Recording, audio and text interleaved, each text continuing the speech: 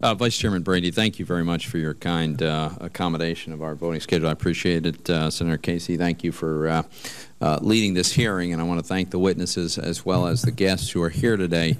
This is a very, very big deal in southeastern Pennsylvania. We've got thousands of families that are out of work, that are facing the possibility of losing existing jobs, and in many cases with pretty grim prospects of getting back to work at comparable jobs. So I think it's important that we understand a little bit better how we got here and the prospect going forward. I am very concerned, for instance, with Mr. O'Malley's suggestion that this might be the tip of the iceberg.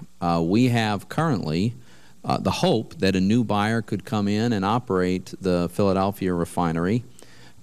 We have a hope that the Trainer facility could continue to operate as a refinery. But if Mr. O'Malley is right, and there are circumstances in place that jeopardize the viability of refineries generally going forward, then all of this is in question. And so I want to touch on 3 areas in which I think the federal government in Washington is contributing to the problem. Now, I'd be the first to acknowledge there are many macroeconomic factors that contribute to pressure on the refining sector, on this industry, contribute significantly and to the causes for the closures that we've seen and that we're worried about.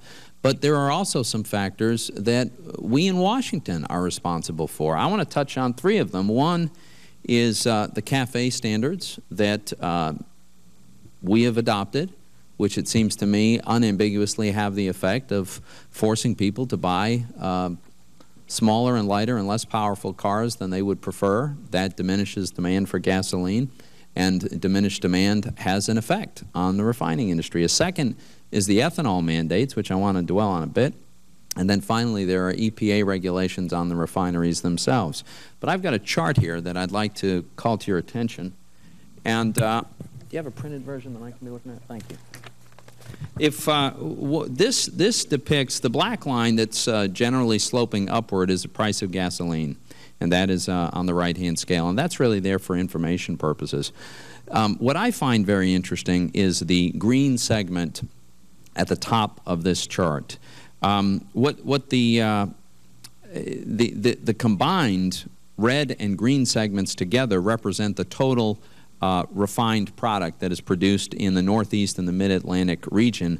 The green section is the ethanol component, which you can see started to expand dramatically from a very, very minimal sliver of a green line prior to 2003 to a very, very big segment of this graph by increasing really through the last decade. My understanding is that if you quantify the ethanol that is represented on this chart, that which serves just the Northeast and the Mid-Atlantic states, it is equivalent to the gasoline production of 2 Marcus Hook production refineries. That's a pretty staggering amount, and I think it's an important comparison to think about. And so my question, and I'll direct this first to Mr. O'Malley, but others please feel free to weigh in on this.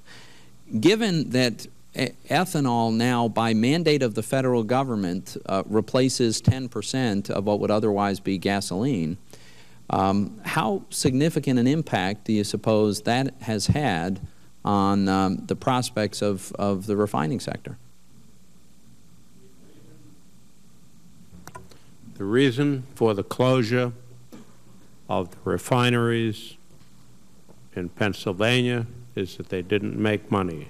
And the reason that they didn't make money is that you took away their market. You delivered the market to the farm industry. It is not 10%. That is what it should be. But through the administration of the EPA and actions, I must say, of Congress, it has to go above 10%, because in addition to a mandate for 10%, there was a gallonage mandate assigned to the gasoline pool, because the use of gasoline in the United States has fallen off, we now have a mandate that will go up to 12, 13, 14, 15%, and we have a motor industry that says, we can't really deal with that. You're going to injure the engines on cars.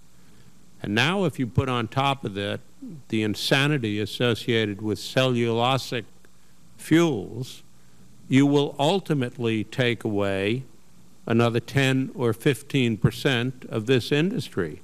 When I say the tip of the iceberg, I chair a company that has 3 refineries. I'm not completely sure that my 3 refineries can continue to operate in the future, and since 2 of them are in the Northeast, we may be in a more difficult situation than you might believe. This is a total mess, and it really does need to be fixed. And the fix, my colleague here on the left, I agreed with basically everything he said, except for one word that he kept putting in: subsidy. Level the playing field. If natural gas is a more efficient fuel in the United States, let's use it as much as we can. If ethanol is a more efficient fuel in the United States, let's use it. But level out the playing field. And when you do level the playing field, you're going to find that that terrible old-fashioned gasoline that we've been putting in our cars for so many years is the most efficient fuel. We've made enormous strides in cleaning it up. Today, gasoline looks nothing like it looked 20 years ago. I have the privilege of being 70 years of age and having worked in this industry forever. You know, I look around at what we produce, and it's a hell of a lot better today than it was before. So, yes, that chart tells the story, only it's going to get much worse. Thank you, Mr. O'Malley. And Mr. Chairman, I see my time has expired, but if it's okay with you, if we could allow the other panelists to respond if they have any comments they'd like to make, I would welcome that. Sure. Yeah, just to echo Mr. O'Malley, you're essentially correct about when you look at future projections of demand for U.S. gasoline, it's flat or declining.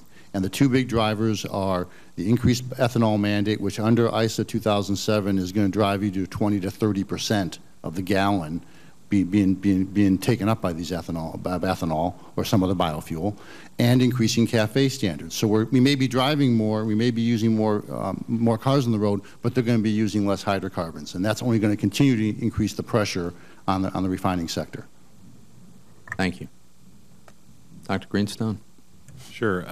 I would just add, Mr. O'Malley raised the important issue of leveling the playing field, which was the theme of my talk or testimony. I think, you know, the ISA and the renewable fuel standard, in some respects, I think they were efforts to try and level the playing field. I'm not sure everyone would agree that they accomplished that in the fairest or most efficient way. I think what I wanted to just highlight is that leveling the playing field doesn't we got into a world of subsidies for ethanol and other potential replacements for petroleum, I think largely because we don't price the social costs, so that would be the health costs and the carbon costs associated with the use of petroleum. And if we had those, then we would truly have a level playing field, and it would be possible for ethanol and natural gas and whatever the other potential replacements for petroleum are to compete on a level playing field. Of course, if we did that, we'd also have to take into account the higher food prices that we have as a result of using 40% of the corn in gasoline tanks. Senator, I'm not pushing for ethanol or the renewable fuel standard.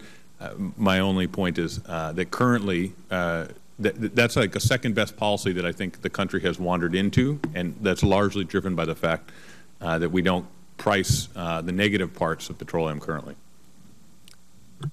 Thanks. I'll just comment on the externalities. Refineries are held to very strict environmental standards, both for the products they make and for the emissions from those refineries. Those are being driven by EPA for health reasons and for other considerations. These refineries have to compete based on those emissions and have produced and have cleaned up their facilities so that our air is much cleaner. We are taking into account those externalities. They're being addressed through environmental regulations and reflected in the fuels we produce and the operations that we run.